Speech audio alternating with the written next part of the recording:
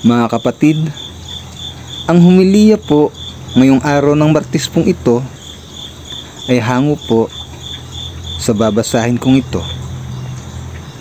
Mateo, Kapitulo 7, versikulo 6, versikulo 12 hanggang 14. Huwag ninyong ibigay sa mga aso ang bagay na banal. Baka pagkatapos ay kayo pa ang balingan at sakmalin nila.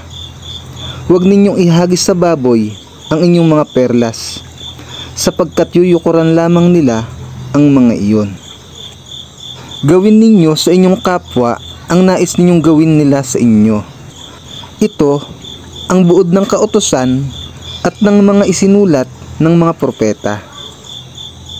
Ang makipot na pintuan. Pumasok kayo sa makipot na pintuan, sapagkat maluwag ang pintuan at malapad ang daang papunta sa kapahamakan, at ito ang dinaraanan ng marami. Ngunit makipot ang pintuan at makitid ang daang papunta sa buhay, at kakaunti ang nagdaraan doon. Ang mabuting balita ng Panginoon. Pinupuri ka namin, Panginoong Hesukristo.